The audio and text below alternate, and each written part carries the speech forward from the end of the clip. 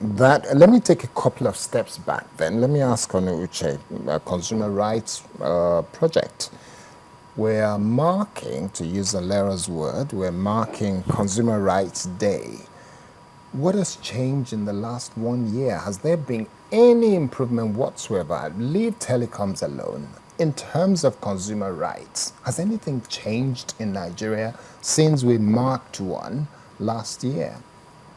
Well, answering that question, I would say holistically, consumers have not really fared very well in this part of the climate. And the reasons are very, very many.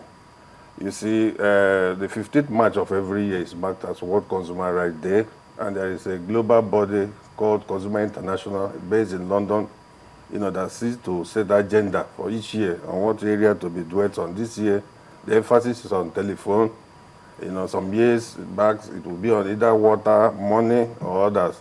But I would say generally, looking at it under the context of the 8 basic rights which a consumer have, we have not really fared well in terms of those rights, which include rights to choose, rights to have information to goods and services, rights to consumer education, right to seek redress, right to safe environment, and numerous of those, about 8 of them. So in encapsulating those rights, So I don't think we have not fared very well. So when you look at this, is it because the right policies are not there or because they're not being implemented? I know that anywhere else I go in the world, I walk into a shop, I pick up a shoe, a shirt, even something as mundane as biscuit. If I take it out of their premises and I taste it and I'm not happy with it, I can return it.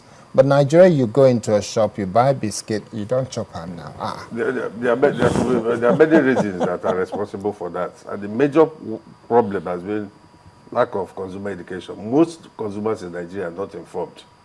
They are not aware of their rights. And any rights you are not aware of, you could not easily enforce them. So the basic challenge you are having is to ensure that Nigerians are aware of their rights.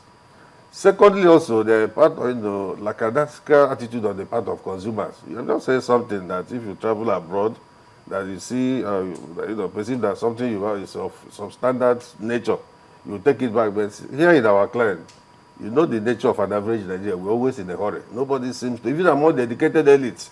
That's why you could see if you go to an airport today to buy tickets, and somewhere along the line, when it gets to your turn, the price, the fare ticket just suddenly get increased. While you are still protesting, you see some people that will just tell you, please, if you know you are not in the area, please, we just give way, they want to buy ticket. So an average consumer in Nigeria, we have that kind of lackadaisical. We don't take things seriously, and that could account to why providers of these services take undue advantage of that.